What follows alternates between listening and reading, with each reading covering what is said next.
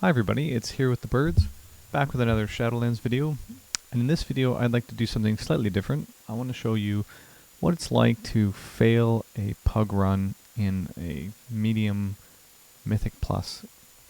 We're going to take a look at a failed Theatre of Pain pug, and I just want to walk you through the kinds of things I'm thinking about as we go through the different polls, and how it becomes fairly clear that this group is not going to be able to manage the dungeon. So let's get started. It's pretty clear to me early on that it's going to go fairly rough for us. And the reason I say that is you'll see in this opening pull that our tank decides to do a huge pull, including the AoE mob in this pack, right off the bat, right up to the boss. Now, this is somewhat manageable if we blow all our CDs, and indeed we have to deal with both the packs and the pressure from the AoE coming out. But it's just a bit of a sign to me going forward that it might be a little bit of a stressful dungeon.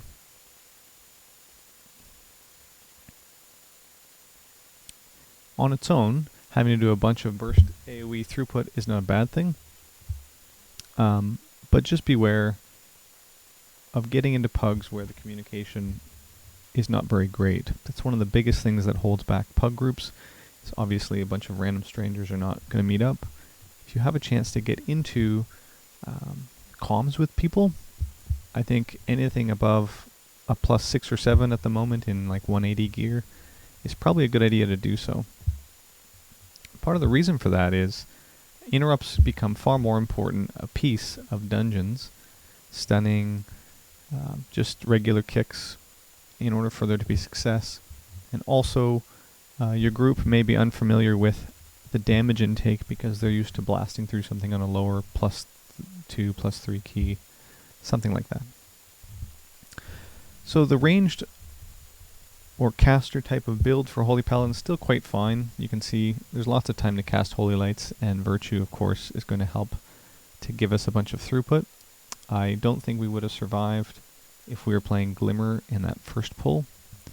So I'm thinking as soon as this boss is dead, okay, I just need to really buckle down and focus, make sure I'm on point, because these people are going to be taking a lot of damage.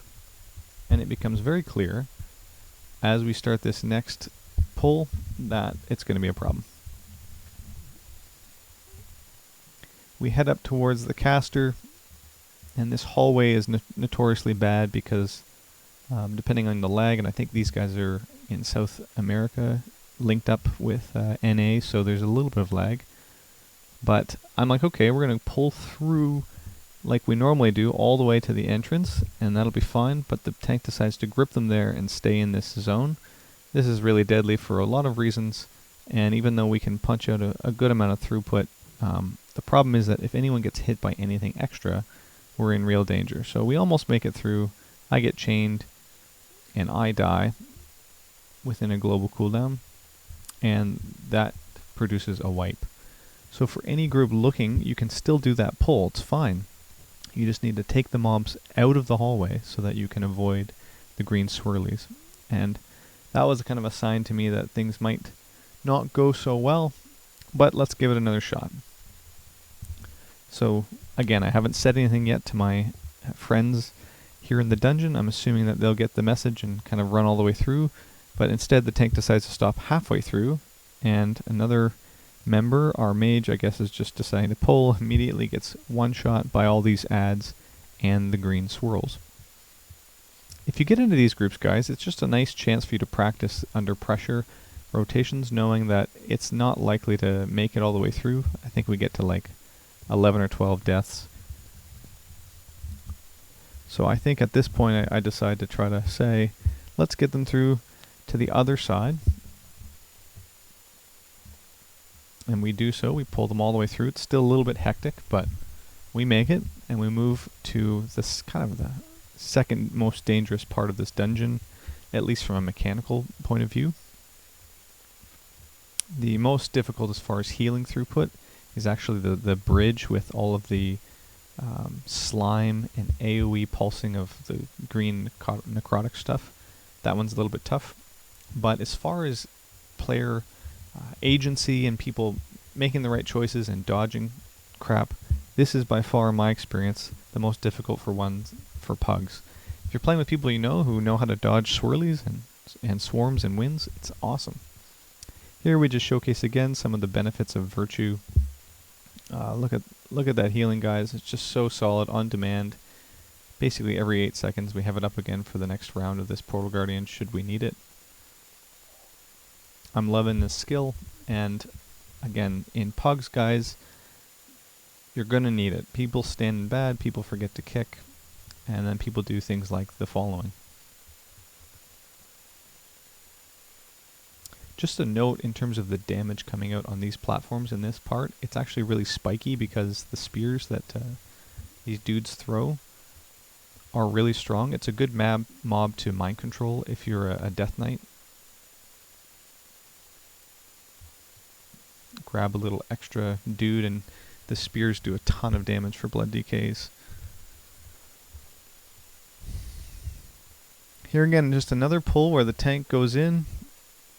We got one interrupt, Bone Spear goes on the tank, or maybe that Bone Spike hit me, I'm not totally sure, but no interrupt on that thing, and we basically get one shot and everyone dies. The difference between completing material in higher keys and in lower keys has everything to do with interrupts. So just beware of that. There are some moments where you can shine if you take Virtue and try to heal through parts, and but there's a lot of moments, guys, when you just need your teammates to also participate in the dungeon. And I could have stunned that guy as well. So that's my fault there. But definitely, if you're packing with a pug, bring as many tools as you possibly can as the healer, because it's okay that people are learning fights and learning the difficulty. But when we just slam our heads into the content and don't think about anything, just imagining that the healer will deal with it all the time, you're going to have problems, whether you ran Glimmer or Virtue. It doesn't really matter. So we give it another go.